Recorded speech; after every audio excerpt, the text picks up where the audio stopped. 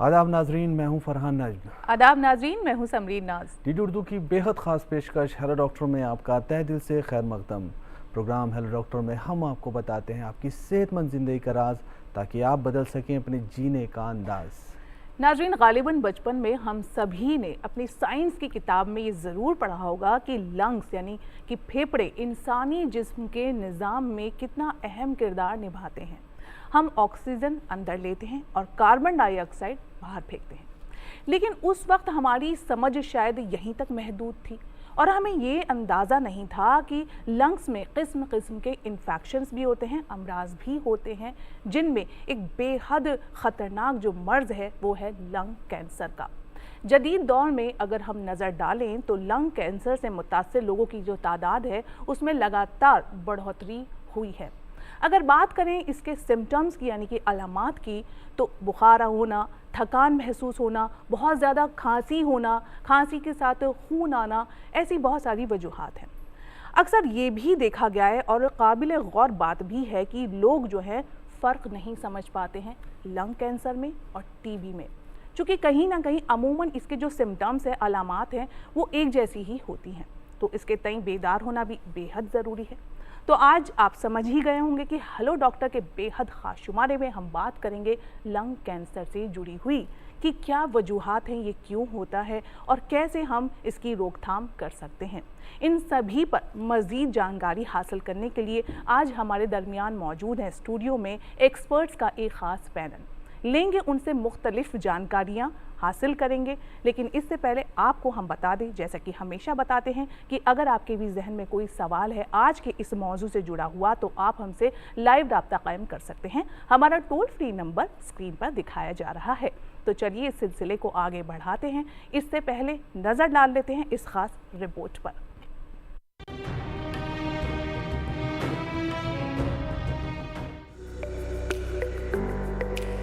नाजरीन, हम रोजाना हजारों बार सांस लेते हैं बगैर ये जाने कि हमारी सांसें हमारे जिस्म को जिंदगी देने वाली एक हैरत अंगेज मशीनरी का हिस्सा है। हमारे फेफड़े ये वो खामोश मुहाफिज हैं जो न सिर्फ हमें ऑक्सीजन फराहम करते हैं बल्कि हर लम्हा जिस्म से फालतू मादे को भी बाहर निकालते हैं, हमारी जिंदगी की बका को मुमकिन बनाते हैं। क्या आप जानते हैं कि हमारे रोजमर्रा की मसरूफियात और सेहत की आदत किस तरह हमारे फेफड़ों पर असर डाल सकती हैं?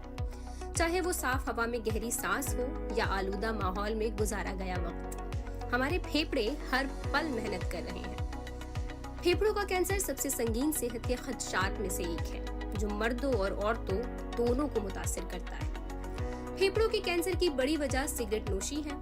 सिगरेट में शामिल मुख्तलिफ जहरीले केमिकल्स जैसे निकोटीन और टार फेफड़ों को नुकसान पहुंचाते हैं।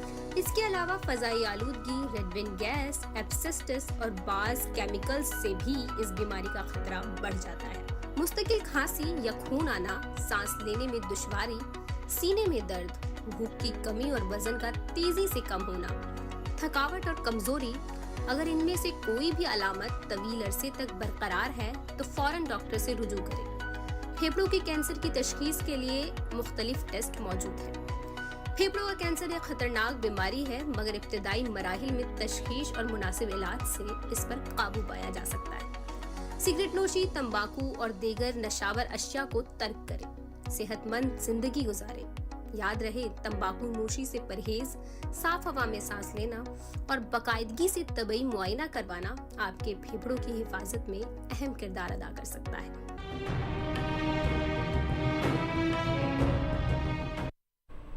तो जैसे कि नाज़रीन, हमने इस रिपोर्ट में भी देखा कि लंग कैंसर की वजूहात में एक बड़ी वजूहात जो फरहान देखी गई है वो है सिगरेट नोशी। इसके अलावा हम एयर पोल्यूशन को भी इससे जोड़ सकते हैं, या यूँ कहें कि रोज़मर्रा की ज़िंदगी जो हम गुजारते हैं और जो हम काम अंजाम देते हैं, कहीं ना कहीं हम कहीं चूकते हैं, जिसकी वजह से इस तरह के अमराज हमें घेर लेते हैं। ये बहुत ही फ़िक्र की बात है कि हम कुछ ऐसी लापरवाही कर जाते हैं ज़िंदगी में जो आगे जाकर हमारी सेहत के लिए बहुत ही ख़तरनाक साबित हो जाती है।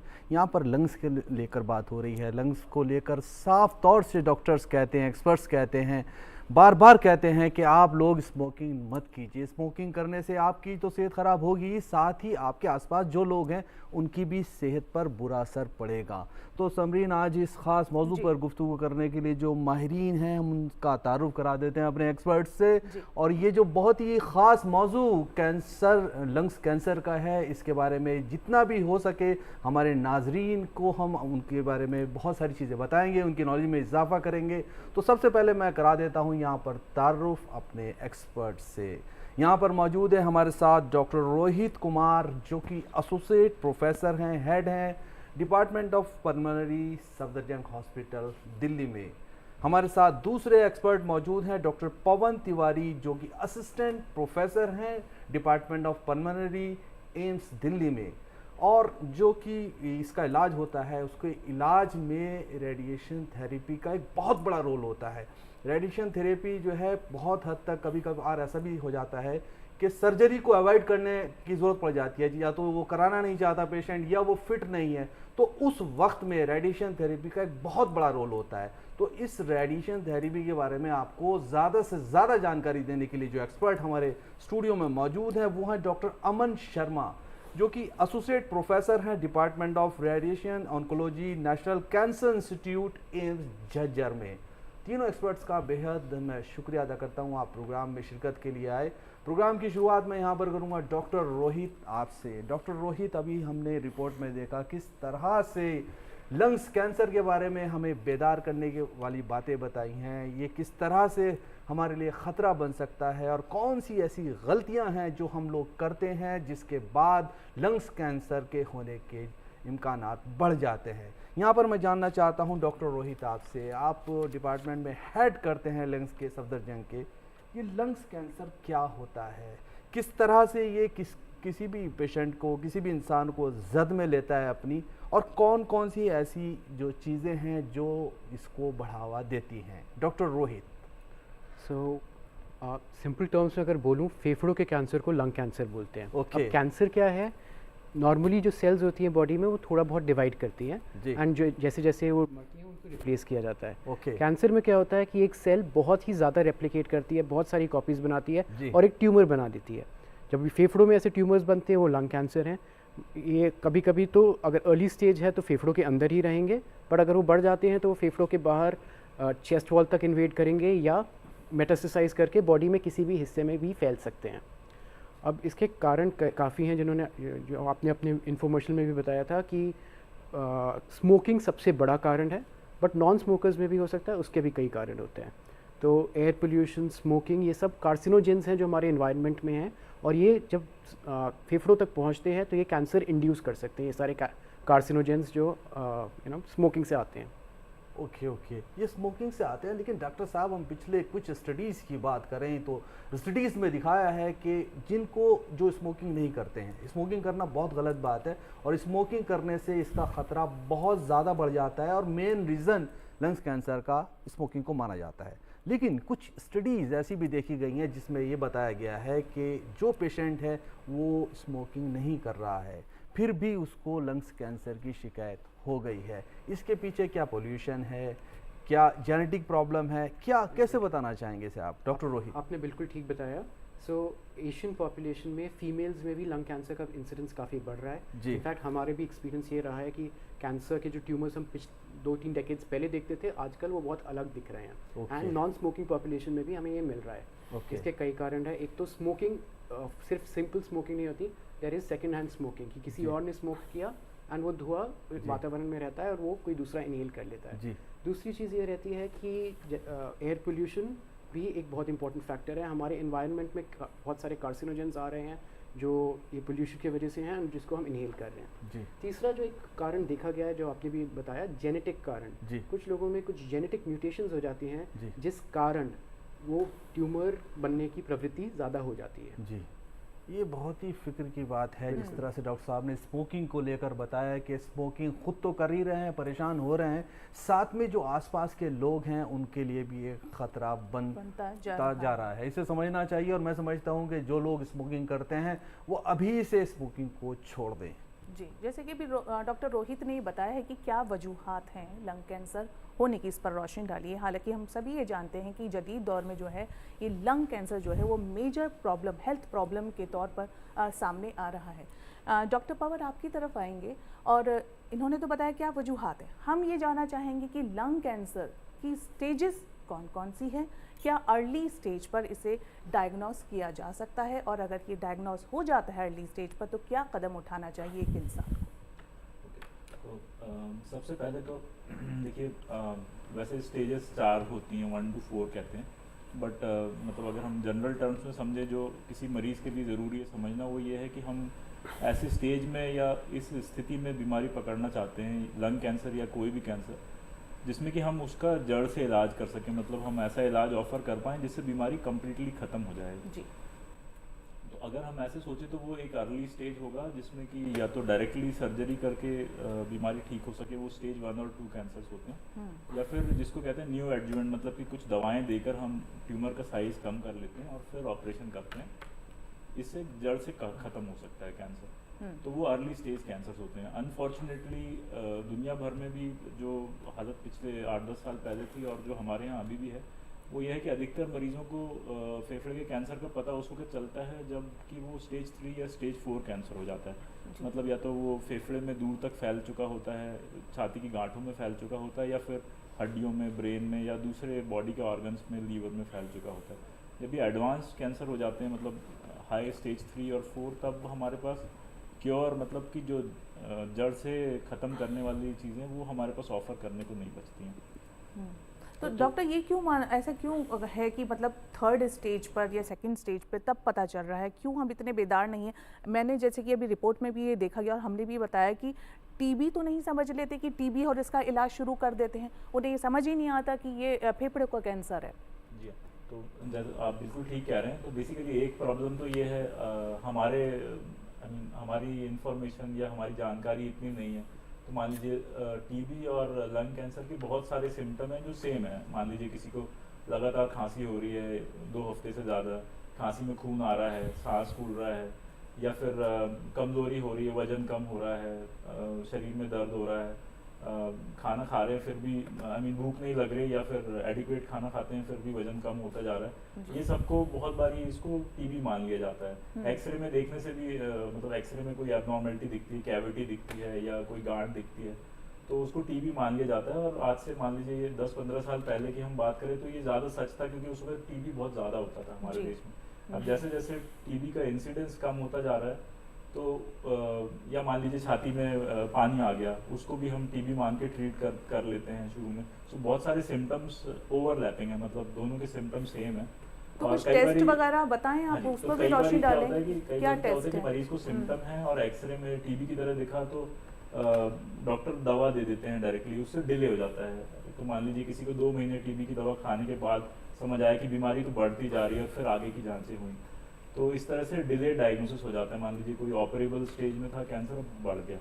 तो बेसिकली बेसिक आइडिया ये है कि अगर किसी को एक्सरे में कुछ एबनॉर्मलिटी दिख रही है तो हम डायग्नोसिस ढूंढें। मतलब बलगम में टीबी नहीं आया है तो हम एक्सरे देखकर ही मरीज़ को टीबी ना मान लें, मतलब डॉक्टर और मरीज़ दोनों। किसी के साथ अगर छाती में पानी आ रहा है, कोई भी अगर हमको सिम्टम है या साइन है, तो उसका पक्का डायग्नोसिस बनाएं, पानी निकाल कर उसकी जाँच करके टीबी का डायग्नोसिस बने। अगर डायग्नोसिस क्लियर नहीं है तो सीटी स्कैन करके और आगे जांचें करके पहले हम डायग्नोसिस पक्का करें कि ये कैंसर नहीं है। और अगर किसी मरीज को और सिम्टम हो रहे हैं या कुछ ही दिनों आप मान लीजिए एक्सरे देखकर इलाज कर दिया पर तकलीफ बढ़ती जा रही है, तो आगे जल्दी से इन्वेस्टिगेट करें। तो वो पेशेंट के एंड पे भी और डॉक्टर के एंड पे भी हमको दोनों को सजग होना पड़ेगा कि किसी भी मरीज को जिसको टीबी के सिम्टम है उसको कैंसर भी हो सकता है। बहुत अच्छी बात आपने बताई। डॉक्टर अमन, मैं आपकी तरफ यहाँ पर आऊँगा। मैं जानना चाहता हूँ कि अगर हम पिछले कुछ वक्त की बात करें और आज के दौर की बात करें, तो क्या लंग्स के जो पेशेंट है, खाली लंग्स कैंसर की बात नहीं मैं कर रहा हूँ, लंग्स की जो और बीमारियाँ अमराज हैं उनकी भी बात कर रहा हूँ, तो क्या वजह है ये बीमारियां बढ़ती जा रही हैं? क्या कोई हमारे खाने पीने की कमी है, या ये पोल्यूशन की कमी है कि पोल्यूशन बहुत ज़्यादा बढ़ रहा है, हम उसका ध्यान नहीं दे रहे हैं, मास्क का इस्तेमाल नहीं कर रहे हैं, लोगों में सिगरेट पीने की जो स्मोकिंग करने की जो आदत है वो ज़्यादा बढ़ती जा रही है। कम उम्र में बच्चों को देख सकते हैं आप, वो सिगरेट पी रहे हैं, चाहे वो छुप के पी रहे हैं। अगर हम अपने देहात की बात करें, वहाँ पर लोग बीड़ियाँ बहुत ज़्यादा पीते हैं, उनको ये नहीं पता कि वो कितनी बीड़ियाँ दिन में पी लेते हैं। तो कौन सी ऐसी बात है जिस पर आप रोशनी डालनी चाहेंगे? ज़रा एक फ़ोन आ गया डॉक्टर साहब, मैं आपका सवाल रखूँगा यहीं पर, फ़ोन ले लेते हैं। Hello hello. या hi, very good evening. Hello, good evening. Sir मैं नैन्सी बात कर रही हूँ दिल्ली से। जी खैर मकदम, आपका एक्चुअली आप लोग का प्रोग्राम हर बार इंफॉर्मेशन हम लोग को प्रोवाइड करता है। जैसे कि आपका आज मैंने देखा है टॉपिक है लंग्स कैंसर, तो इस पे मैं आपसे ये जानना चाह रही हूँ, जैसे कैंसर तो बहुत ज्यादा आजकल चल ही रहा है, बट लंग्स कैंसर इजीली नहीं पता चलता कि ये लंग्स कैंसर हो सकता है। तो क्या है कि जिससे कि हम एक तो किसी हिंट मिल सकती है कि लाइक लंग्स कैंसर हो सकता है, और क्या क्या हमें सावधानी बरतनी चाहिए, राइट? तो मैं ये मतलब बेसिक जनरल नॉलेज के लिए इन्फॉर्मेशन चाह रही हूँ, सो दैट हम लोग अवेयर रहें सब। जी नैन्सी, फ़ोन करने के लिए आपका बेहद शुक्रिया। मैं डॉक्टर साहब के पास आपका सवाल लेके जाऊंगा। डॉक्टर रोहित, बड़ा अच्छा सवाल है नैन्सी साहिबा का, ये पूछना जो भी पूछना है उन्होंने आपने सुन लिया है, क्या राय रहेगी आपका किस तरह से? जैसे डॉक्टर पवन ने बताया जी कि पकड़ा कैसे जाए, अगर आपके पास वो लक्षण है आप उनका अपने डॉक्टर से मिलिए और पूरा इन्वेस्टिगेट कराइए। बेस्ड ऑन अ सस्पिशन अगर आप ट्रीटमेंट करते हैं, कई बार हमारा सस्पिशन गलत भी हो सकता है जब तक हमारे पास कंफर्मेशन नहीं है। और अगर आप मान लीजिए सस्पिशन के बेसिस पे अपना ट्रीटमेंट करवा रहे हैं, तो मेक श्योर करिए कि इम्प्रूवमेंट हो रहा है। अगर इम्प्रूवमेंट नहीं हो रहा तो वापस अपना वर्कअप शुरू करवाइए। ये नहीं कि 2-3 महीने तक आप एक ही दवाई ट्राई करते रहें और फिर पता चला कि डायग्नोसिस ही गलत था। ठीक है, ये मेरा एक एडवाइस रहेगा। दूसरे, उन्होंने बहुत अच्छे पॉइंट बोला कि ये जो ये बढ़ रहा है इंसिडेंस, इसमें हमें रिस्क फैक्टर्स को कंट्रोल करना बहुत ज़रूरी है। देयर आर 2 थिंग्स, एक तो हम अगर रिस्क फैक्टर्स कम कर दें तो कैंसर का इंसिडेंस, कैंसर होना ही कम हो जाएगा। दूसरी चीज़ है, अगर कैंसर हो रहा है तो अगर हम उसको जल्दी पकड़ लें तो शायद हम उसका पूर्ण तरह इलाज कर पाएँ ताकि वो ज़्यादा दिक्कत ना करे। एंड तीसरा, अगर कैंसर है तो अपना इलाज ठीक तरीके से एक प्रॉपर हॉस्पिटल में ठीक तरीके से कराएं, तो आपको ज़रूर इन तीनों पॉइंट्स का अगर हम ख्याल रखें बहुत फ़ायदा हो सकता है।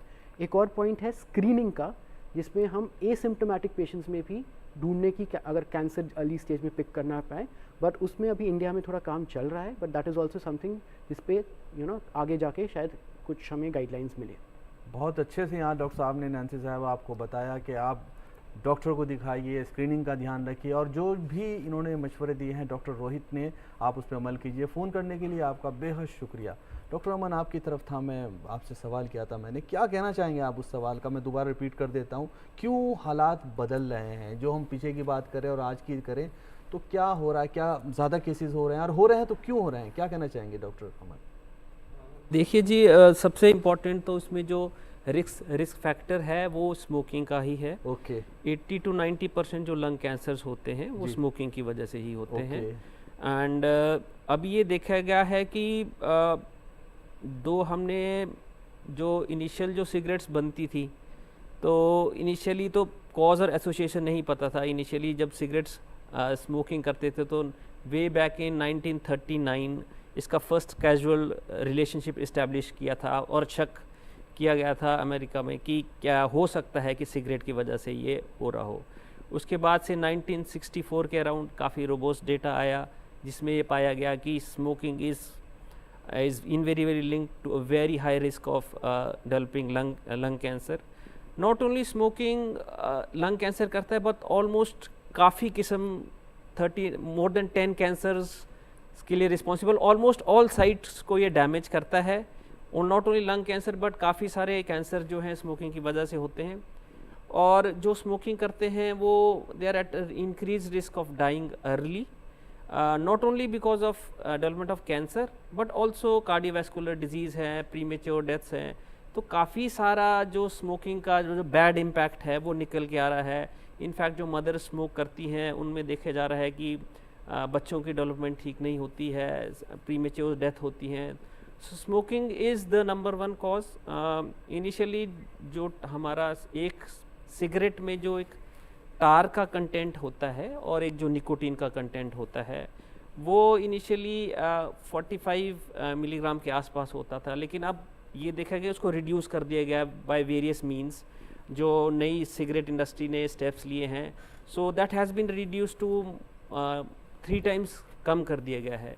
लेकिन सरप्राइजिंगली ये कम करने के बाद भी जो स्मोकिंग का जो मतलब लंग कैंसर का जो रिस्क है वो नहीं, बहुत सारी बातें यहाँ बताई और मैं समझता हूँ कि ज़्यादातर आपने जो फोकस किया है वो स्मोकिंग को किया है, लेकिन मेरा सवाल इसमें यह है, स्मोकिंग तो नुकसानदेह है, इसे तो हम बहुत अच्छे से समझ गए, आपने बहुत ही अच्छे से यहाँ पर बताया है, लेकिन ये हम अगर उस पर जिक्र करें, जो पॉल्यूशन है पिछले कुछ वक्त में कितना ज़्यादा बढ़ता जा रहा है। हम गाड़ियों की बात करें, गाड़ियों की तादाद बढ़ती जा रही है।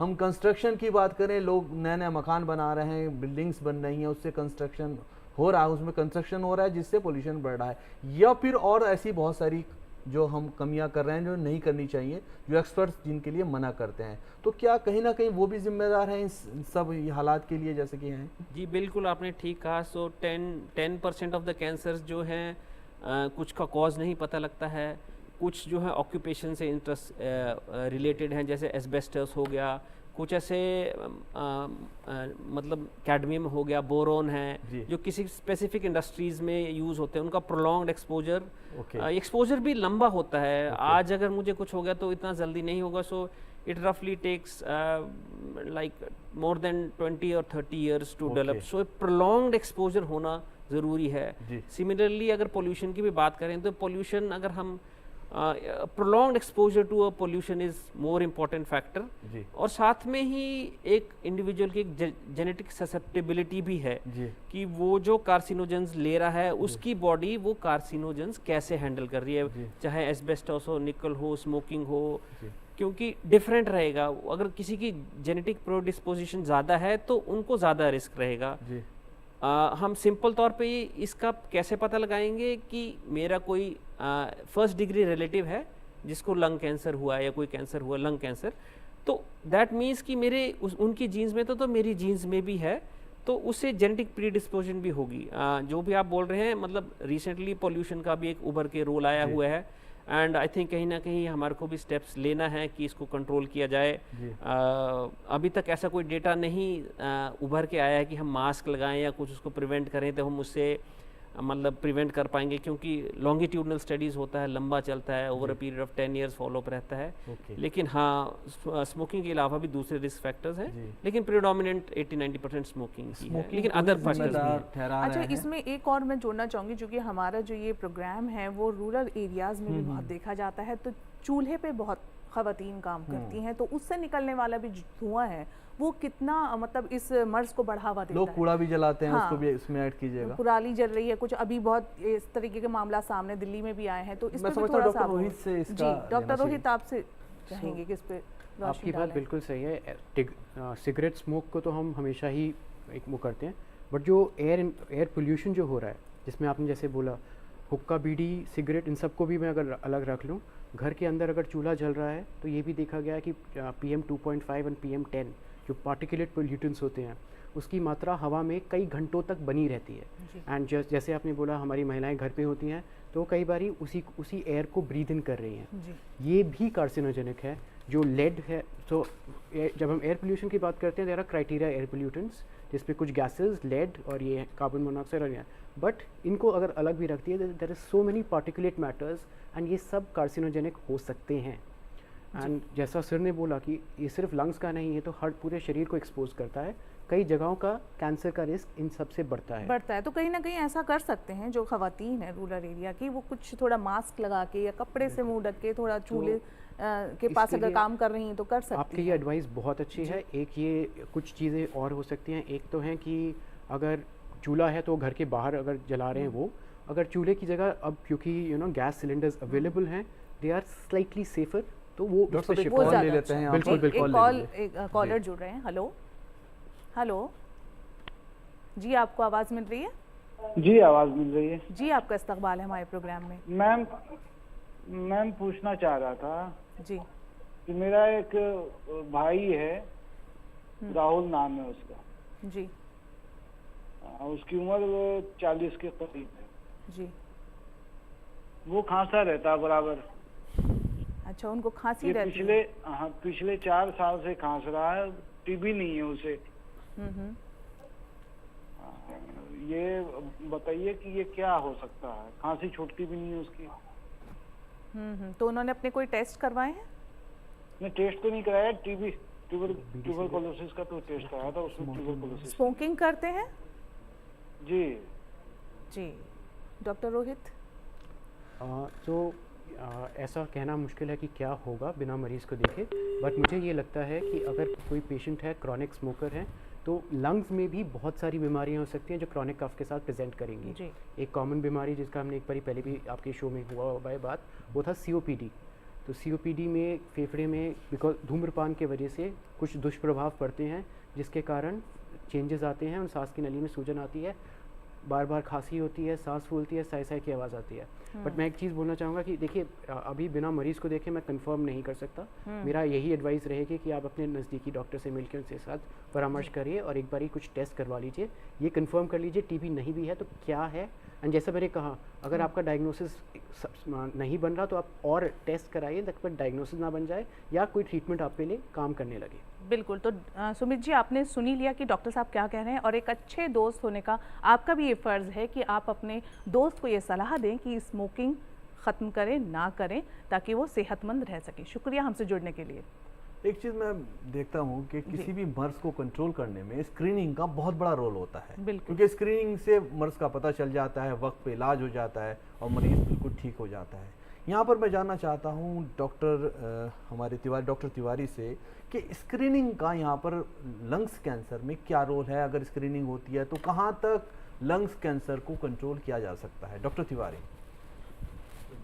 देखिए, दुनिया भर में बेसिकली जो बड़ी बड़ी डेवलप्ड कंट्रीज़ हैं, जैसे अमेरिका है या फिर यूरोप में, अब स्क्रीनिंग CT करने लगे। मतलब कई प्रकार के CT स्कैन होते हैं। ऐसे हम हर किसी को CT करने को नहीं कहते, क्योंकि उससे छाती को रेडिएशन मिलता है और रेडिएशन के रिस्क होते हैं भविष्य में। लेकिन आजकल हो गया है कि एक लो डोज CT होता है, या फिर अब एक अल्ट्रा लो डोज CT हो गया। मतलब मान लो मैं एक्सरे कराता हूँ तो जितना रेडिएशन मुझे मिलेगा, ऑलमोस्ट उतने रेडिएशन एक्सपोजर में पूरे छाती का CT स्कैन हो जाता है। तो उस तरह का एक छाती का CT स्कैन करते हैं, बट ये हर पर्सन का नहीं होता है।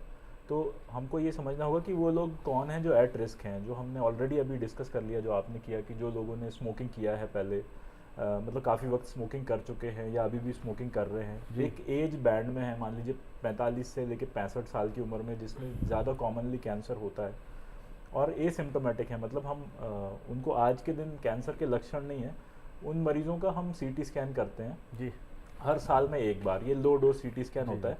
तो हमारा जो हम चाहते हैं देखना वो है कि छोटी सी गांठ है कैंसर की छाती में, वो पकड़ में आ जाए हमारे, और जिसका कि बायोप्सी करके या ऑपरेशन करके जड़ से इलाज कर सकें। अच्छे, आपने इलाज की यहाँ पर बात की। अब मैं आपसे उस सवाल पर आ रहा हूँ बिल्कुल, जो बहुत ही इस प्रोग्राम का एक मेन हिस्सा है। लंग्स कैंसर का अगर डायग्नोज एक बार हो जाता है तो उसका इलाज किस तरह से किया जाता है? क्या उसमें सर्जरी की जाती है, क्या उसमें कीमोथेरेपी चलती है, या रेडिएशन का रोल है? किस तरह से उसका इलाज किया जाता है? डॉक्टर पवन, आपसे ही मेरा सवाल है। तो बेसिकली जो आप कह रहे हैं वो सारे तरीके हैं, मल्टी मोडालिटी होता है। मतलब एक आदमी या एक डॉक्टर या एक स्ट्रीम का डॉक्टर इलाज नहीं कर सकता किसी भी लंग कैंसर या फॉर दैट मैटर किसी भी कैंसर के मरीज का। जी। तो सबसे पहली चीज़ होती है, जैसे आपने पहले पूछा था, कि स्टेज डिसाइड करना मरीज का, कि वो स्टेज ऑपरेबल है या नॉट ऑपरेबल है। ओके। दूसरी चीज़ है उस मरीज की स्थिति क्या है। मान लीजिए किसी के फेफड़े का फंक्शन बहुत ख़राब है या वो बेड रिडन है, मतलब उसको ऑपरेशन के लिए बहुत हाई रिस्क है वो जी, तो फिर वो मरीज का कैंसर अगर लोअर स्टेज का भी होगा तो उसको हम ऑपरेशन ऑफर नहीं कर पाएंगे, क्योंकि वो ऑपरेशन का मतलब स्ट्रेस नहीं झेल सकता जी। उनके लिए फिर क्यूरेटिव रेडियोथेरेपी होता है, आप बाद में डॉक्टर अमन को पूछ भी सकते हैं। तो रेडिएशन देते हैं, पर उसका टारगेट ये होता है कि जो छोटा सा ट्यूमर है उसको पूरा जला दें, जिससे कि वो मतलब जितना हो सके वहीं ख़त्म हो जाए। राइट। अब इसके बाद अगले मरीज़ हैं जिनको मान लीजिए कोई सर्जरी के लिए फिट है और सर्जरी के लायक ट्यूमर है स्टेज में, तो फिर उसको सर्जरी हो जाएगा। किसी मरीज़ को दवा देकर स्टेज नीचे कम करके, मान लीजिए स्टेज 2 का मरीज़ है, उसको इंजेक्शंस लगते हैं, इंजेक्टेबल कीमोथेरेपी दवा देने के बाद स्टेज 1 हो गया, मान लीजिए डाउन स्टेज हो गया, तो सर्जरी होकर क्योर हो जाएगा। क्योर मतलब जड़ से ठीक हो जाएगा। जो एडवांस स्टेज कैंसर्स हैं उनके लिए फिर वो कीमोथेरेपी होता है। तो कीमोथेरेपी 2 प्रकार की है, एक तो है जो इंजेक्शंस जो प्रैक्टिकली टाइप ऑफ कैंसर के हिसाब से मिल जाते हैं, आजकल जो सबसे ज़्यादा स्ट्रेस है वो है इंडिविजुअलाइज ट्रीटमेंट, मतलब टारगेटेड ट्रीटमेंट। तो जो ट्यूमर सेल है उसके ऊपर कुछ म्यूटेशंस होते हैं, तो अगर आप वो म्यूटेशन पकड़ लें, मतलब वो स्पेसिफिक डीएनए की जो चेंज है वो इन ट्यूमर सेल्स के ऊपर है पर बाकी शरीर के दूसरे सेल्स में नहीं है, तो उसकी टारगेटेड थेरेपीज होती हैं। मतलब जो खाने की दवाएं होती हैं वो भी कीमोथेरेपी है पर उनके साइड इफेक्ट बहुत कम है, उनसे उम्र बहुत बढ़ती है। मान लीजिए इंजेक्शन से कोई मरीज 6 महीना 9 महीना रहने वाला था बिना बीमारी बढ़े, तो खाने वाली कीमोथेरेपी से लोग सालों रह जा रहे हैं, 1.5 साल से ज़्यादा, 2 साल 3 साल और उससे ज़्यादा। इसके अलावा और कुछ इंजेक्शंस आ गए हैं जिनको इम्यूनोथेरेपी कहते हैं, वो भी इसी तरह की टारगेटेड थेरेपी है। मतलब जब भी हमको कैंसर होता है तो हमारे शरीर के जो इम्यूनिटी या हम वाइट ब्लड सेल या कोशिकाएं हैं, हमारी इम्यूनिटी वो ट्यूमर को कंट्रोल करने की या किल करने की कोशिश करती है, पर ट्यूमर सेल्स उससे बचने का रास्ता खोज लेते हैं। तो उसी के एक इम्यूनोथेरेपी होती है जो हमारे शरीर की इम्यूनिटी को एक्टिवेट कर देती है और वो ट्यूमर सेल्स को हमारे शरीर के सेल्स से ही मार देती है। तो वो भी एक टाइप का कीमोथेरेपी है, बट ये सब पैलिएटिव कीमोथेरेपी है। एडवांस स्टेज में कीमोथेरेपी का टारगेट होता है कि इंसान जब तक है चैन से रहे, तकलीफ कम रहे उसको, इसके लिए इलाज होता है। इस इलाज में कुछ उम्र बढ़ती है पर वो जड़ से फिर क्योर नहीं होता। यहाँ पर मैं डॉक्टर अमन आपकी तरफ आना चाहूँगा। अभी आपका हवाला दिया है डॉक्टर पवन ने यहाँ, ये क्या होता है, ये जो रेडिएशन थेरेपी होती है ये किस तरह से दी जाती है, क्या प्रोसीजर है, क्या बताना चाहेंगे इसके बारे में? देखिए जी, रेडिएशन जो है वो एक एक्सरे से इलाज है जी, और ये एक्सरेज जो है एक मशीन के माध्यम से दी जाती है जी। जो पुरानी मशीन्स थी उनको कोबाल्ट बोलते थे जी, जो कोबाल्ट से दी जाती थी और एक बहुत सिंपल सी टेक्निक थी। लेकिन इसमें क्या था कि हम जितना जैसा ट्यूमर है उसको पूरा मैप नहीं कर पा सकते थे, तो उसको हम या पूरा रेक्टेंगल की तरह ट्रीट करेंगे या मतलब स्क्वायर की तरह ट्रीट करेंगे। तो ट्यूमर के साथ जो नॉर्मल टिश्यू है उसको भी काफ़ी रेडिएशन मिलती थी, तो उसकी वजह से साइड इफ़ेक्ट्स रहते थे जी। अब टेक्नोलॉजी इतनी ज़्यादा एडवांस हो गई है कि हम उसको जैसे जैसे वो ट्यूमर फेफड़ों में मतलब सांस के साथ हिल रहा है तो हम उसको हिलते हिलते भी रेडिएशन देते हैं और उसको टारगेट कर सकते हैं। सो टेक्नोलॉजी के एडवांसमेंट की वजह से अब रेडिएशन में काफ़ी लोकल कंट्रोल रेट जो है वो बढ़ा है। सिमिलरली ही सर्जरीज में भी अच्छी एडवांसमेंट हुई है। कीमोथेरेपी में जैसे डॉक्टर पवन ने बोला बहुत अच्छी एडवांसमेंट हुई है। जो वेस्टर्न डेटा ये बताता है कि अब लंग कैंसर का जो ट्रीटमेंट है एक सक्सेस स्टोरी हो गया है। ओवर 2010 में जो सर्वाइवल देखा जाता था अब वो 8 से 10% 2015 में बढ़ गया है। तो काफ़ी ज़्यादा साइंस, बहुत ज़्यादा रिसर्च, बहुत ज़्यादा टेक्नोलॉजी, चाहे वो सर्जरी में हो, चाहे कीमोथेरेपी में हो या रेडिएशन में हो। सो ये एक बहुत अच्छा एक सक्सेस स्टोरी हो गया है। एंड रेडिएशन के पार्ट में भी मैं ये बोलना चाहूँगा कि जो कुछ पेशेंट्स हैं हम अर्ली स्टेज में भी रेडिएशन का इस्तेमाल करते हैं। जो हमारी स्टेज 3 है उसमें रेडिएशन कीमो के साथ अगर इकट्ठी दी जाए तो वो that is the standard of care. उसमें पेशेंट जो है काफ़ी जड़ से मतलब बीमारी ख़त्म हो जाती है। और एडवांस्ड में जिसमें मतलब जैसे मैडम ने शुरू में बताया था काफ़ी ज़्यादा कफ हो रहा है या खून आ रहा है, तो उसको थामने के लिए, उसको सिम्टम रोकने के लिए, या ब्रेन में चला गया है और उसकी वजह से उनको दिक्कत हो रही है, सर दर्द हो रही है, उल्टियाँ हो रही हैं, तो उन स्पेसिफिक एरियाज़ में जहाँ वो फैल चुका है वहाँ पर भी हम रेडिएशन देते हैं ताकि वो थम जाए। और कभी कभी अगर बहुत ज़्यादा नहीं फैला है तो उन सब एरियाज़ को हम ज़्यादा रेडिएशन देके टारगेट करके उनको ख़त्म करने की भी कोशिश करते हैं। अच्छा, जो तीनों थेरेपी की बात, एडवांस थेरेपी की बात आपने की है डॉक्टर साहब, डॉक्टर अमन ये बताइए कि ये सीक्वेंसली चलती हैं या फिर एक साथ भी हालात ऐसे बनते हैं कि चलाई जा सकती हैं? देखिए मैडम, ये बहुत अच्छा सवाल है। जो डिपेंड करता है, जैसे डॉक्टर पवन ने भी बोला कि स्टेज के ऊपर डिपेंड करता है। जैसे हमारा स्टेज 1 है या 1A जो अर्ली का है, उसमें सिर्फ सर्जरी ही करें या जो भी लोकल थेरेपी दें तो उसी से हम क्योर संभव है। जैसे 5 ईयर सर्वाइवल 80-90% हो जाता है, तो हमें उसको कुछ और करने की ज़रूरत नहीं है। जैसे जैसे हमारी स्टेज बढ़ती रहेगी वैसे वैसे हमारे को सर्जरी के साथ कीमो देने पड़ेगी और कंबाइन करना पड़ेगा। जैसे स्टेज 2 है उसमें आप सर्जरी के बाद कीमो देंगे और कुछ एडवर्स फीचर और भी लगते हैं तो उसमें फिर रेडिएशन भी ऐड कर सकते हैं। स्टेज 3 में सर्जरी का थोड़ा सा लिमिटेड रोल हो जाता है और कीमो रेडिएशन कंबाइंड करते हैं और उसके बाद फॉलोअप कीमो करते हैं, और आजकल जैसे कुछ डॉक्टर पवन ने बताया मॉलिक्यूलर टारगेट्स आगे हैं, तो उससे काफ़ी ज़्यादा एडवांसमेंट हुई है और सर्वाइवल लंग कैंसर में इम्प्रूव हुए। सर्वाइवल जो है वो काफ़ी रेट्स उसके बढ़ गए हैं। डॉक्टर रोहित, एक छोटा सा सवाल ये भी है और बहुत आम फहम, मतलब आम लोगों तक वो पहुंचना भी चाहिए कि खांसी के भी तरीक़े होते हैं। कई बार हमें खांसी ऐसी ऊपरी तौर पर आती है कि हम खांस रहे हैं, लेकिन कई बार महसूस होता है कि पूरा सीना जकड़ा हुआ है और अंदर से हम खांस रहे हैं एकदम। तो इससे भी कुछ हम पता चला सकते हैं, कोई सिम्टम है कि लंग कैंसर की तरफ इशारा तो नहीं हो रहा है? ये खांसी आपने कहा, बिल्कुल ठीक कहा कि कभी कभी होता है कि आप कह रहे हो गले से ही खांसी उठ रही है, कभी आपका आवाज़ बदली हुई है, लैरिंग्स का इन्वॉल्वमेंट है, एंड कभी पेशेंट खुद ही बता देता है कि जी मुझे अंदर से ही एक खांसी आ रही है, अंदर से जकड़ना है। इससे हम लोकलाइज कर सकते हैं कि खांसी का जेनेसिस कहाँ से है, शुरुआत कहाँ से हो रही है, फेफड़ों से है, सांस की नली से है या गले से है। बट दैट बीइंग सेड, ये फेफड़ों की खांसी के भी बहुत कारण है। निमोनिया में भी हो सकता है, टीबी में हो सकता है, एलर्जी भी होती है, बहुत हो सकती है, सांस की नली के साथ भी हो सकता है। तो ये कहना कि ये कैंसर का है सिर्फ खांसी के, उस पर बहुत मुश्किल होता है। तो हमें क्या करना होता है, हमें पेशेंट की हिस्ट्री लेनी होती है, सिम्टम कॉम्प्लेक्स देखना होता है कि क्या क्या अलग और क्या सिम्टम्स है, साथ में खून भी आ रहा है, जैसे डॉक्टर पवन ने बताया वज़न कम हो रहा है, भूख नहीं लग रही, ये सब लक्षण को एक कॉन्स्टलेशन की तरह देख के फिर इमेजिंग करनी होती है।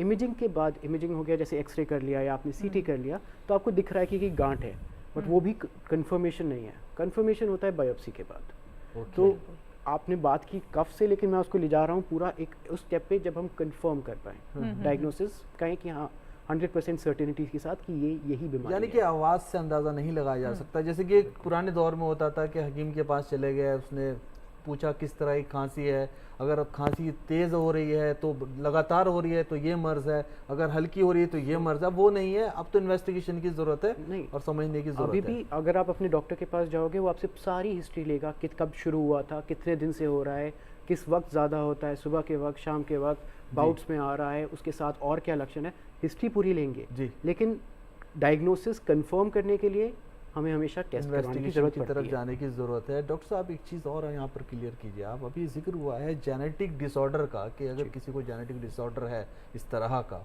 तो उसके जो घर के लोग हैं उनको किन बातों का खास ख्याल रखने की ज़रूरत है? एक तो ये, दूसरा एक सवाल इसमें ये भी ऐड कर दीजिएगा डॉक्टर साहब। देखिए, हम यहाँ मर्ज़ की बात कर रहे हैं, हम यहाँ पर उसके इलाज की बात कर रहे हैं, लेकिन एक चीज़ यह है कि अगर मर्ज़ ना हो तो वो सबसे बेहतर है। उसके लिए एक ही चीज़ है, वो है प्रिवेंशन, रोकथाम, और जो भी चीज़ें हम एहतियाती तदाबीर जिसे कहा जाता है कि जिन चीज़ों को एक्सपर्ट माहिरीन मना करते हैं उन चीज़ों को हम मान जाएं, उन्हें फॉलो करें, तो मेरे ख्याल से कि बीमारी की तरफ आदमी नहीं जाएगा और काफ़ी हद तक बचा रहेगा। वो स्टेप्स कौन कौन से हैं? सो जैसा आपने कहा कि पहली चीज़ तो हम किसको जेनेटिक रिस्क फैक्टर्स अगर है, जैसे बताया गया था कि अगर आपकी फैमिली में किसी को है तो आपको ये होता है कि क्या मुझे भी है। कुछ ऐसी म्यूटेशंस हैं जो कैंसर का रिस्क बढ़ाती है जी। तो उसमें हो सकता है किसी को ब्रेस्ट कैंसर हो, किसी को कोलन कैंसर हो, किसी को लंग का कैंसर हो जी। ऐसे म्यूटेशंस और ऐसे फेमिलियल क्लस्टरिंग ऑफ केसेस होता है जी। तो अगर किसी की फैमिली में है तो एक ये होता है कि पेशेंट को और सतर्क होना चाहिए जी। एंड रिस्क फैक्टर्स को पूरी तरह अवॉइड करना चाहिए। अब रिस्क फैक्टर्स क्या हुए उस पर हम पहले से बात कर चुके हैं। कुछ ऑक्यूपेशनल रिस्क हैं, कुछ इन्वायरमेंटल रिस्क हैं एंड कुछ हमारे खुद के स्मोकिंग की वजह से या एक्सपोजर्स की वजह से हमारे ये रिस्क फैक्टर्स बढ़ते हैं। तो उन सबको आप बिल्कुल अवॉइड करिए। अगर आपका ज़रूरी है कि कुछ बाहर जाना है तो मास्क पहन लीजिए। बात बिल्कुल सही है कि ऐसा कोई एविडेंस नहीं है कि ये नहीं काम करेगा, लेकिन पहनने से हर्ज भी नहीं है एंड शायद एविडेंस आने में तो 10 साल लग जाएंगे। तो अभी से ये सब सतर्क रहिए, इन सब से बच के रहिए। दूसरी चीज़, सतर्क रहने के बारे में मैं ये बोलना चाहूँगा, कई बारी मैंने ये देखा है, मेरे कई पेशेंट्स ऐसे आते हैं जिनको दिक्कत 6 महीने से है और फिर वो 3 महीने बाद कहीं पे गए, फिर वहाँ से कहीं पे गए और फिर मेरे पास आए। इस सब में ना बहुत टाइम बर्बाद होता है। अगर उनको लक्षण है 1-2 हफ्ते में ठीक नहीं हो रहे, उनको जल्दी से जल्दी एक स्पेशलिस्ट से मिलके अपना आगे का इन्वेस्टिगेशन करा लेना चाहिए। इसी उम्मीद, कई लोग इस उम्मीद में बैठे रहते हैं कि नहीं ठीक हो जाएगा थोड़ा सा लापरवाही और वो बढ़ बहुत ज़्यादा खतरनाक। उस लापरवाही से बचना बहुत जरूरी है। यहाँ पर मैं समझ, जिस तरह से डॉक्टर रोहित ने बताया है कि जो नज़रअंदाज करना है चीज़ों को, अलामात को ये कितना खतरनाक साबित हो सकता है, इसको समझने की ज़रूरत है। और जैसे एक्सपर्ट्स हमारे माहिरीन बता रहे हैं, उन्हें फॉलो करने की बेहद ज़रूरत है। अभी बात तो हमने लंग कैंसर से जुड़ी काफ़ी कुछ कर ली है, आपने काफ़ी मुख्तलिफ जानकारी भी हमारे नाजरीन को फराहम की है। अब रिकवरी पर थोड़ा सा आते हैं। डॉक्टर पवन, आपसे जानना चाहेंगे कि अगर कोई लंग कैंसर से मुतासर इंसान रहा और वो ठीक हो गया, उसका इलाज भी हो गया हो, अब रिकवरी प्रोसेस में है, तो किन किन बातों का ध्यान रखना बेहद ज़रूरी है एक रोज़मर्रा की ज़िंदगी को आम तरीक़े से जीने के लिए? देखिए, जो पेशेंट्स क्योर हो जाते हैं, मान लीजिए सर्जरी हुई है, तो पोस्ट मतलब सर्जरी के बाद जो जिधर चीरा लगा था या फिर उस तरह की जो घाव था उसको भरने में कुछ वक्त लगेगा, बहुत ज़्यादा टाइम नहीं लगता, पर उसकी केयर करना होती है। दूसरा चीज़ है कि अपनी जो कोमॉर्बिडिटी है, मान लीजिए बहुत सारे मरीजों को डायबिटीज़ या ब्लड प्रेशर या दूसरी बीमारियां हैं, तो उनकी दवाएं प्रॉपरली लेते रहें। एक और इम्पॉर्टेंट चीज़ होती है रिहेबिलिटेशन, मतलब कि अपने जो दिनचर्या की चीज़ें हैं वो करने के साथ साथ हम ऐसी एक्सरसाइजेज जो आपके डॉक्टर बताते हैं जिससे कि आप मतलब फिजिकल एक्टिविटी पर्याप्त रहे और आप अपने जीवन के सारे कार्य जो है अप्रोप्रिएटली कर पाएँ, सांस नहीं फूले, उसमें थके नहीं, और इन जनरल अपना खान पान का ध्यान रखें और जो न्यूट्रिशन है उसका खान पान का ध्यान रखें, और जो रिस्क फैक्टर हैं जैसा कि अभी ऑलरेडी डिस्कस हो गया कि फिर से स्मोकिंग शुरू कर दी किसी ने या फिर इस तरह की चीज़ें जिनसे कि फिर से कैंसर होने का रिस्क है, अच्छा, रिवर्स तो नहीं होता या रिवर्सेबल है? हाँ, सो बेसिकली जो बहुत इंपॉर्टेंट चीज़ पूछ रहे हैं आप, तो क्या होगा कि जब जितना हम स्क्रीनिंग करेंगे या जितना अर्ली कैंसर डिटेक्ट कर लेंगे तो वो मरीज़ का सर्जरी हो जाएगा, उतनी ज़्यादा उनकी पोस्ट रिकवरी या पोस्ट क्योर लाइफ होगी। तो हर आगे फ्यूचर में कैंसर रिकरेंस की या कैंसर फिर से होने का रिस्क रहता है, वो बहुत ज़्यादा नहीं होता बट वो रहता है। और उसके लिए रूटीन सर्वेलेंस एवेल्युएशन होता है, मतलब आप अपने डॉक्टर से मिलते रहेंगे, फॉलो अप करते रहेंगे, तभी रिस्क बच सकता है, रिस्क से बच सकते हैं। फिर वो बहुत महत्वपूर्ण है कि आप जल्दी पकड़ लें कि अगली बार फिर से हो रहा है या किसी और ऑर्गन में मेटास्टेसिस के कारण मिल गया, वो बहुत ज़रूरी, क्योंकि वो भी क्यूरेबल होता है। जो बाद में हो रहा है, एक सिंगल जगह कहीं बीमारी फैल गई या नए जगह में मिल गई लंग। असल में हमारा वक्त जो है प्रोग्राम का लगभग ख़त्म होने की तरफ है, तो मैं आपको बीच में रोक रहा हूँ। यहाँ पर काफ़ी अच्छे से आपने बहुत चीज़ें बताई। एक बहुत इंपॉर्टेंट क्वेश्चन है यहाँ पर डॉक्टर अमन से मैं लास्ट में ले रहा हूँ। यहाँ पर डॉक्टर अमन, कुछ लोग सर्जरी के लिए फिट नहीं होते या फिर समझ लीजिए वो सर्जरी कराना नहीं चाहते, यहाँ पर क्या रेडिएशन थेरेपी से वो ठीक हो सकते हैं, उनका पूरा इलाज हो सकता है? क्या कहना चाहेंगे यहाँ पर? हाँ जी, एक बहुत ही अच्छा सवाल पूछा है आपने, क्योंकि काफ़ी सारे जो अर्ली स्टेज में भी जो हमारे लंग कैंसर होते हैं, क्योंकि उनको फेफड़ों की बीमारी होती है और जैसे डॉक्टर पवन ने भी बोला, तो वो ऑपरेशन बड़ा ऑपरेशन सहन नहीं कर पाते हैं, उनमें वो लंग कैपेसिटी नहीं होती है, जिसकी वजह से डेथ होने का ज़्यादा चांसेस होते हैं। तो ऐसे पेशेंट्स जिनकी बीमारी निकल सकती थी लेकिन उनको और बीमारी ऐसी थी या उनका कार्डियक रिजर्व अच्छा नहीं था या जो लंग रिजर्व अच्छा नहीं था, तो लकीली अभी हमारी मॉडर्न रेडिएशन में एक स्पेसिफिक बोलते हैं हम स्टीरियोटैक्टिक बॉडी रेडियोथेरेपी SBRT, या उससे भी हम काफ़ी 3 दिन के अंदर भी इलाज ख़त्म कर सकते हैं। तो 3 से 8 दिन के अंदर ये इलाज ख़त्म होता गया है एंड ये पाया गया है कि ये एज गुड एज सर्जरी है। जी जी जी। तो अर्ली स्टेज जो लोग सर्जरी नहीं करना चाहते हैं या जिनको बीमारी ज़्यादा है, मतलब कार्डियक रिजर्व और लंग फंक्शन पुअर है, उनके लिए बहुत खुशखबरी की बात है। और ये पहले जो रेडिएशन थी उसमें जैसे 5 इयर्स का लोकल कंट्रोल रेट 20% होता था, लेकिन अब इस SBRT के आने से वही लगभग 90% लोकल कंट्रोल रहता है। टेक्नोलॉजी के आने से इतना फर्क, ठीक होने के चांसेस हैं। अगर सर्जरी नहीं होती है तो इस रेडिएशन थेरेपी के जरिए मरीज बिल्कुल ठीक हो सकता है। बहुत ही अच्छा प्रोग्राम रहा ये संजीव, उन्होंने काफ़ी अच्छे से एक्सपर्ट्स ने सारी चीज़ें लंग्स कैंसर के बारे में बताई, इलाज के बारे में बताया, प्रिवेंशन के बारे में बताया और अलामात के बारे में बताया। सारी चीज़ें उन्होंने कवर की हैं। यहाँ पर तीनों एक्सपर्ट्स का मैं बहुत शुक्रगुजार हूँ प्रोग्राम में आए। और एक पैगाम मैं लास्ट में आप तीनों से ही लेना चाहूँगा। डॉक्टर रोहित, पहले आपके पास आऊँगा, आप किस तरह का पैगाम देना चाहेंगे? ज़रा सा इसमें ये भी ऐड कीजिएगा कि जो लंग्स के मरीज़ हैं, चाहे वो किसी भी तरह के हैं, ख़ासतौर से हम कैंसर की बात कर रहे हैं, लंग्स कैंसर की, उनका खाने पीने के जो तरीका है वो किस तरह का होना चाहिए? आप पैगाम में बताइए प्लीज़। कई बारी ना कैंसर्स में ये कहा जाता है कि कैंसर एक लाइफस्टाइल बीमारी है एंड इसका अगर हम लाइफस्टाइल ठीक कर लें, हम इससे बच भी सकते हैं और इससे दूर भी रह सकते हैं। तो लाइफस्टाइल में सबसे पहले साफ़ हवा, साफ़ पानी, अच्छा खाना एंड मोस्ट इम्पॉर्टेंटली धूम्रपान से दूर रहना। आई थिंक मेरे लिए ये 4 पॉइंट्स रहेंगे जिससे हम इस कैंसर से बच सकते हैं। बहुत सही बोला है आपने यहाँ पर। डॉक्टर पवन, आप क्या मैसेज देना चाहेंगे? जो डॉक्टर रोहित ने बोला उसके अलावा घर के अंदर अगर हो सके तो गैस पे खाना बनाइए, चूल्हे पे या फॉसिल फ्यूल्स है, कंडा है, लकड़ी है, कोयला है, इसकी जगह अगर हम क्लीन फ्यूल का उपयोग करेंगे तो जो घर के अंदर जो महिलाएं, क्योंकि हमारे यहाँ बहुत ज़्यादा कैंसर्स आजकल नॉन स्मोकिंग लेडीज़ में मिल रहे हैं, मिडिल एजेड लेडीज़ जो हैं जो घर पे रहती हैं, घर में ये धूल धुएं को एक्सपोज होती हैं, अगर घर में क्लीन फ्यूल यूज़ कर सकेंगे तो उन सारे लोगों को हम इससे बचा सकते हैं। और सिम्टम्स का ध्यान रखिए, और जैसे ऑलरेडी डॉक्टर रोहित ने कहा है, अगर कोई तकलीफ़ है तो डॉक्टर के पास जाकर क्लियर करिए कि बीमारी क्या है और उसका इलाज कराइए। ओके। यहाँ पर मैं डॉक्टर अमन आपसे रिक्वेस्ट करूँगा, गुजारिश करूँगा, आप बताइए किस तरह का पैगाम देना चाहेंगे आप? देखिए, क्योंकि 80 to 90% जो लंग कैंसर है वो स्मोकिंग के साथ ही एसोसिएटेड है और बहुत ज़्यादा स्ट्रॉन्ग एसोसिएशन है, तो हमारा प्राइमरी जो फोकस है वो यही रहना चाहिए था कि हम स्मोकिंग को क्विट करें, कम नहीं करें। कुछ ऐसी दवाइयाँ नहीं बनी हैं या आप मल्टीविटामिन खा लेंगे, कुछ खा लेंगे कि जिससे, या फिल्टर्स लगा लेंगे, कुछ भी करेंगे, स्मोकिंग का रिस्क हमेशा ही है। और एक्टिव स्मोकिंग तो है ही, लेकिन अगर आप घर के अंदर पी रहे हैं, आपके बच्चे छोटे हैं या जो प्रेग्नेंट मदर्स हैं वो पी रही हैं, उनके लिए बहुत ज़्यादा रिस्क है, उनके बच्चे के लिए बहुत ज़्यादा रिस्क है। तो मैं सभी से ये गुजारिश करूंगा कि स्मोकिंग बिल्कुल ना करें। इसमें एक चीज़ और गलतफहमी ज़रा सा दूर कर दीजिएगा, कुछ लोग कहते हैं कि सिगरेट जो है वो ज़्यादा नुकसान देती है, बीड़ी कम नुकसान देती है, तो उन लोगों के लिए थोड़ा सा पैगाम यहाँ पर दीजिएगा, क्या कहना चाहेंगे यहाँ पर? देखिए जी, स्मोकिंग किसी भी किस्म की हो वो नुकसानदायक है, आप और हर ऑर्गन को डैमेज करती है। आपको तो डैमेज करेगी, आपके परिवार को भी डैमेज करेगी, आपके बच्चों को भी नुकसान डालेगी।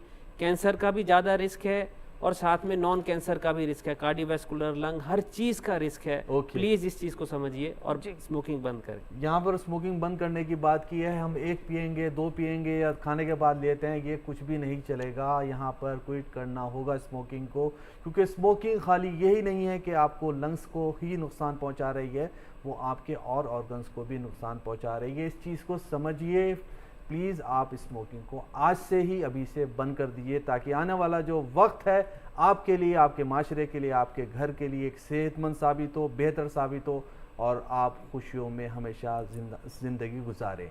सबरीन, क्या कहना तो इसी के साथ बस यही कहना चाहेंगे कि जो तीनों एक्सपर्ट्स हैं, एक बार फिर से शुक्रिया अदा कर देते हैं फरहान, तीनों एक्सपर्ट्स का, कि इतनी अहम जानकारी हमारे नाज़रीन को फराहम की है लंग कैंसर से जुड़ी हुई। और जैसे कि एक्सपर्ट्स ने कहा ही है कि सक्सेस स्टोरीज भी काफ़ी देखने को मिल रही है। स्मोकिंग तो क्विट करनी है, और ये जो एक्सपोजर है, केमिकल एक्सपोजर है या चूल्हा चौका जला रहे हैं, उसकी जगह सेफ फ्यूल हम इस्तेमाल कर सकते हैं। बहुत सारी चीज़ों पर रोशनी डाली है, तो हमें उम्मीद है कि आज का जो ये शुमारा है, ख़ास शुमारा, आपको काफ़ी पसंद आया होगा और आप फैज़याब भी हुए होंगे।